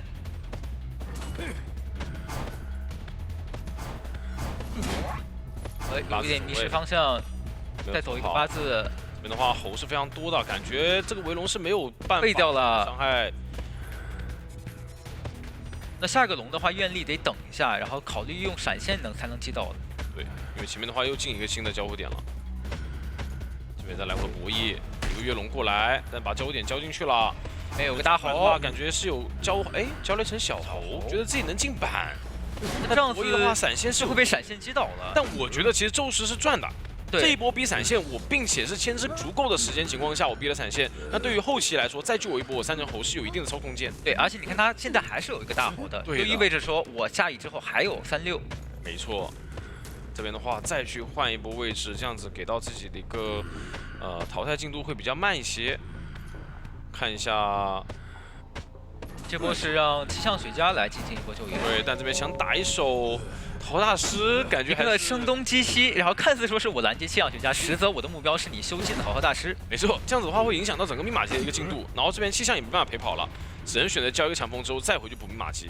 那只能靠狗狗他单人牵制，说能不能利用这个大猴把时间拖够。但是愿力值其实我们看到佩佩这边是损耗了很多，如果说交这个围龙大猴交出来的话，愿力值是来到一个非常不够的状态。再打一刀，还能再攒上2层喉。对的，队友已经来了，还是陪跑了，并且手上还有飞轮。哇，这一波对佩佩来说，我觉得有点难以击倒了。就看这波愿力回上的最后一个龙针这刀能不能打到了。没错。的话，先去打一手木偶师，但是也无济于事啊。3人陪跑啊。对。一前一后把咒术师夹在板子中间，基本上我可以一个人扛刀，对吧？然后另外一个人就拆围龙。对。但其实3个人陪跑的话，有个问题就在于说天门可能会比较慢一点。这样子的话，电击也是压好了。对的，围龙交过来，给到一刀，又有个通电的3层喉，手上的话还有飞轮，交回来能打到吗？没有打到，身位还差一点。一钻过来的话，感觉就要吃大喉了。还是小猴，先给小猴，因为他是还有身位，你闪现也交过，现在切成的是传送嘛。我感觉狗狗他这边对于自己的猴头的一个把握非常好，交飞轮，再躲一刀，再整个小猴，拉开距离。还有最后一层小猴能续出来吗？能续出来，那围龙的话差不多要消掉，但是一刀还是倒地。哇，这波牵制是完全拖够了开门战的所有时间。挂上椅子的话，门是能开掉的，而且愿力只能说刚续上一个笼子，可能是拦不住了。传送过来，有机会吗？强风推开，围龙没找到，非常可惜。那这样子的话，也是在第2回合上半回合 AC 贴面求生之类的，我真的就还是比较好去追击的。像如果别的监管者的话，他可能只能就跟着翻，但杂货商他可以直接开个门跨越。在了右下角墓地的位置，脸上就是幸运儿，也算是他最想去追击的一位求生者。对的。那就回到刚才说的话题，看幸运儿他会。来看一下，先去开个门，然后这边的话有碎石之后会有点交互点的压迫给到求生。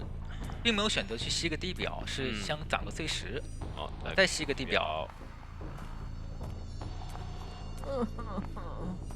前面走到空地的话，可能就会比较好放。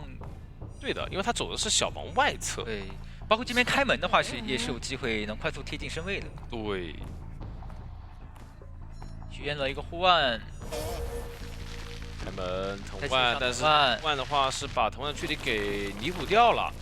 但对真卷来说也不着急，反正可以补上距离。那这边可以在斜接上定时炸，对，硬是一个碎石的话去交互。但我感觉点位是拉不太开的，因为他藤蔓感动能力还是太强了嘛。对的。进到前面的区域的话，要小心这个碎石被一炸一刀秒掉的风险。没错，这边的话就等你进交互点呢。这里前面距离更近了，压力很大，去封了，在预判，但先插眼，降低移动速度，对，确定这个位置，放碎石，但是还是给砸了一板，碎石炸到了，不过被回手博弈到了。但我觉得这个板子砸下去的话，我觉得时间上面是拖了非常多了，对，然后就看这个藤蔓能不能规避掉，如果能规避这个藤蔓的话，整体牵制就非常足够了。再给个插眼，架住位置，开门过来。搏一翻板，但是这边移速也有加成，所以说这一刀感觉躲不掉。这个击倒时间你可以看到挂上椅子大概也是有一个3台电，对，将近3台。对于求生者来说可以接受，因为后期在刷出化险为夷之后，咒术师是可以起到一个强行 OB 的嘛。是的，主要是我觉得幸运儿一个单护腕可以牵制这么多已经非常不错了。看一下第一波是打算让李宝到火灾花园来先进行第一波救援。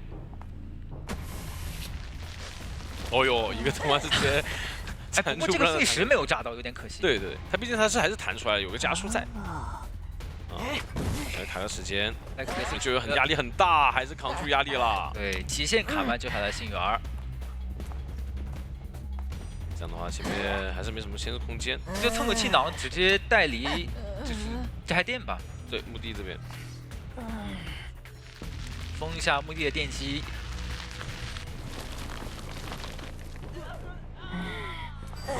他们没有考虑说是让咒术师打一个 OB， 而是先决定让佣兵刷出化险为夷之后，咒术师把他手上电机快破完了之后再去进行最后一波。对对对，感觉还是比较保稳。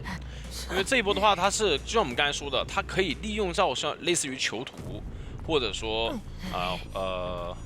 那个灰小丑，对这种类型的角色的一些隔墙，对吧？那我可以在大防窗户的话，就是有效的去进行 OB。所以可能不着急。哎呀，这波救援，其实同样的对于佣兵来说，救援压力也是比较大的。对，一样的。他得先确实给了一下，这边在缠住。这边再接上断，再给一刀还是救下来，一套小连招。嘿嘿，只要救下来，他的任务就完成了。对的。那现在的话就是猫猫看能不能去找一下神坠汇合。对，就现在也是往大房跑嘛，就跟我们刚才想的一样。然后这个位置的话，我可以卡一个窗户的点位，这样你也不好管我。对，进行一个隔墙OB 嘛。对。知道你这边就是在旁边开门，但这个位置开门的话，其实有个交互点，选择直接切兴奋，很稳健，很稳健。但是把星源挂飞，对，它是最优的一个选项，但是不过下来了，跟上距离了。对，没有防好，说是宙斯他在后面紧紧跟着，然后对，但我觉得其实这一波又垫下来，对的，那这样电击够了，点开了。没有好好去防啊，只能9这个位置，因为我们看到宙斯变飞轮是进入 CD， 是一个飞轮赶路过来的。那随着你的底牌已经切过兴奋了，那剩下3位求生者是可以直接走到小门的。没错，然后这边同伴的话也是交了一个，还有一个感觉距离是赶不够的。这边挂上人门已经80多，那基本上是要有一个3-3跑了。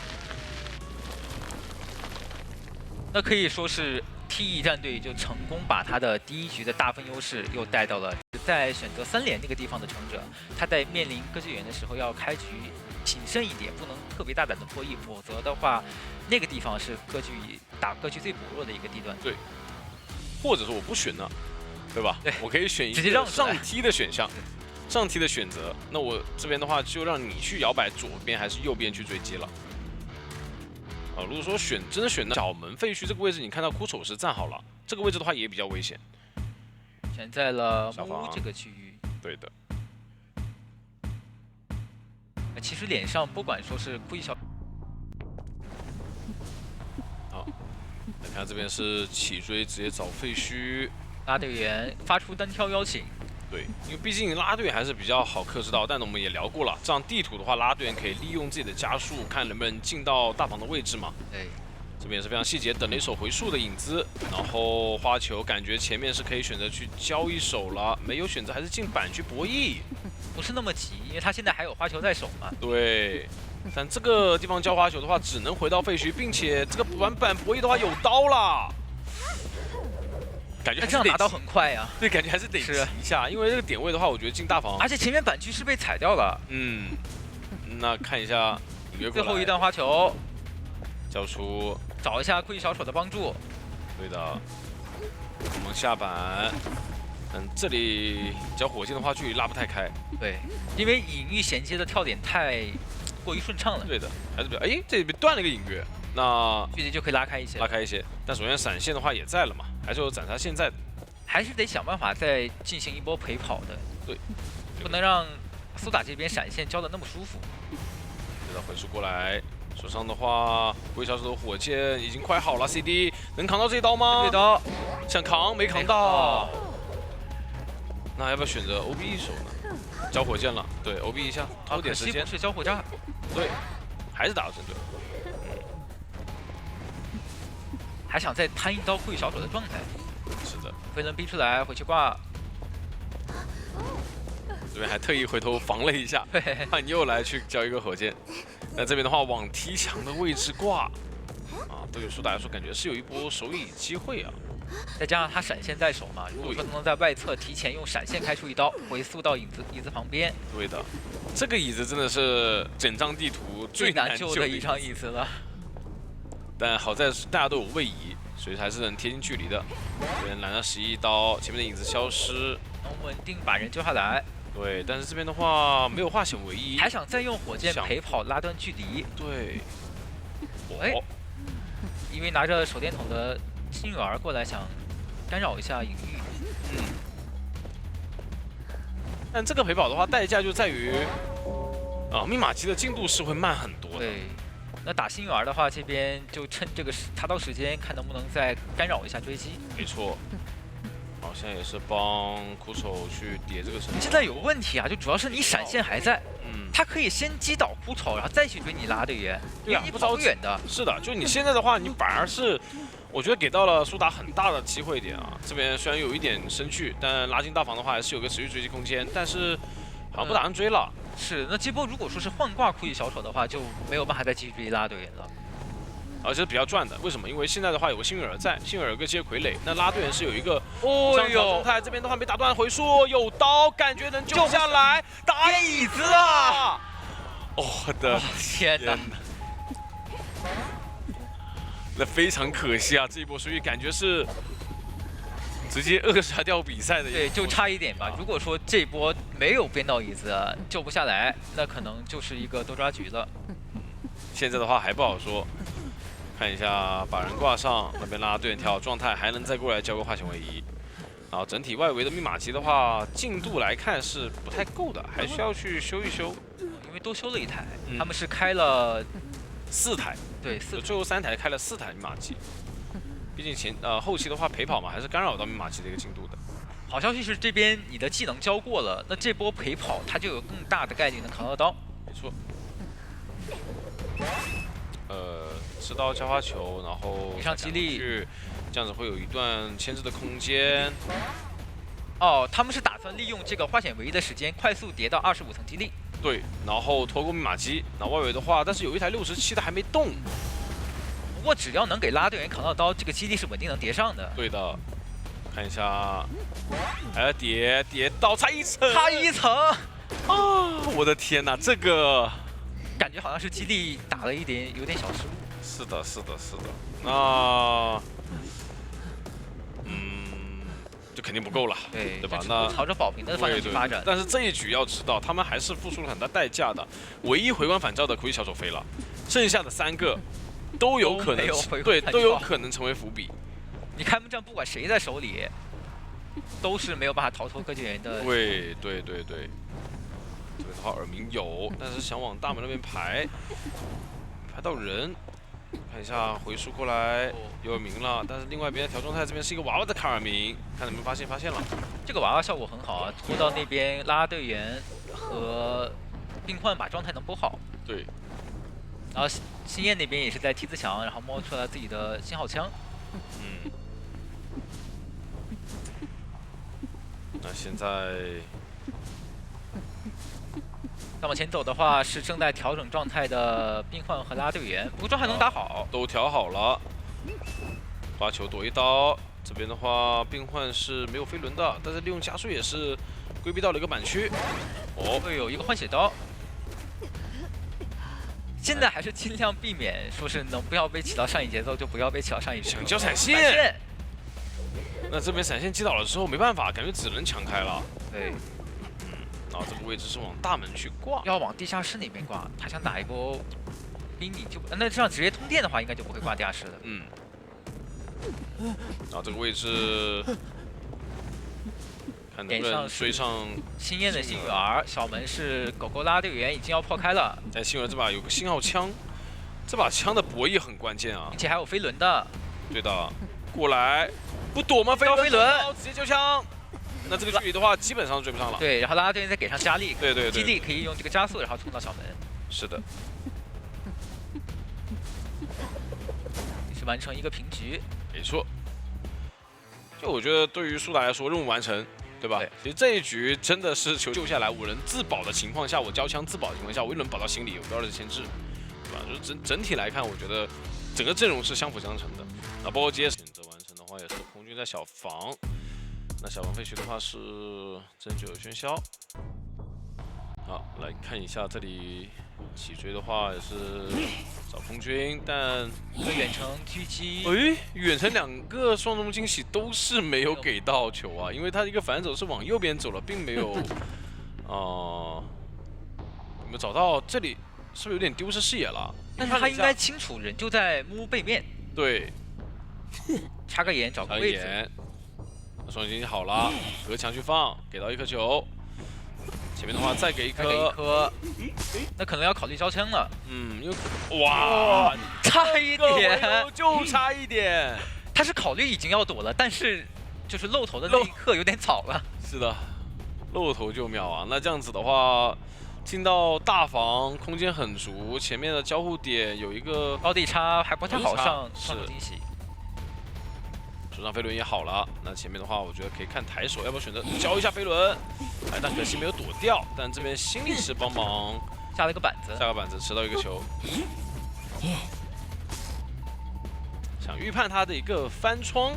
但是这样子反而说是让自己的身位拉得更开了。对，然后跟了一手心理的脚印。哇，这一波下来，前期的节奏点有点差，因为球已经掉光了。对。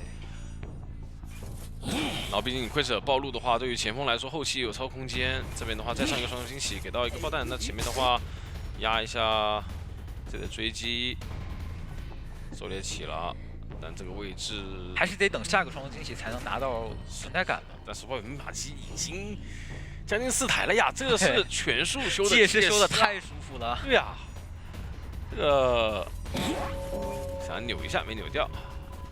哎，给个窥视者限制一下破译速度。要抓想换师吗？走位非常灵活，到现在为止也是上红球给到，那也是进板区之后上一个白的，那这样子，这个窥视者前锋已经跟过来了，直接预判撞上到，那这样机械师又可以成功转进医院。对，然后没办法，被迫又要换追前锋。但前面有一个定点双重惊喜，这么哇，所有球全部拉完。哇，涛这个太稳了吧！因为他知道，如果说我提前停球，那我肯定会被他双重惊喜锁定到。是。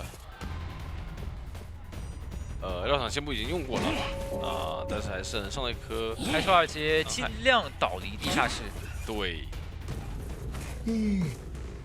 但现在不管追前锋也好，追机械师也好，大家都带了回光返照，对吧？没错，而且心理学家这边也是有化险为夷的。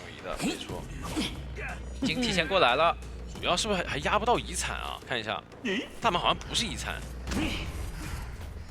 上一个。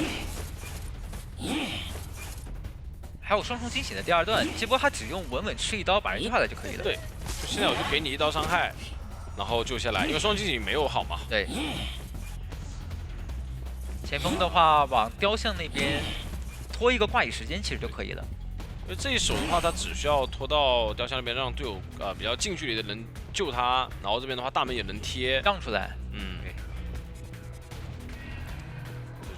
而且不知道机械师那边会不会已经控制傀儡去贴另一个门了。没错，因为空军压着密码机。感觉他们是不是要直接开啊？没有选择，还是要来救一波？因为前锋是携带回光返照的嘛，可以再救一波。对，给1刀伤害。能倒地，这边给到1刀击倒，空中飞人赶过来。前锋这边的话，双惊喜上1颗球，那空中飞人再赶路，打倒了之后，这边其实技能是还没考的，还有几秒钟，但门已经在点了。有一个守门的说法，没错，传送落地小门，那这边根本没人。啊，这个传送可能有点，他在预判说是我其他求生者都在往小门走，要考虑保平了。但其实呢，打了一个反心理，其实是大门在破译。没错，那这样子的话，空军这里赶路往小门跑，往大门跑，是拦不住了。空中飞人赶过来，拦不住。那另外一边的话，队友要不要选择跑地窖？地窖不在女神像这边，就在小门附近。对的，这边想去排下地窖，耳鸣还在。这个耳鸣。而且双方惊喜只到的是废墟的机械傀儡。对，那这样子的话，也是在下半回合再完成1手3跑，那这样子净胜还拿了一个。哇，那对于 T 来说，今天是大场胜利，以及我们的净胜都丰收了。没错，可以看得出来他们调整状态的速度是非常快的。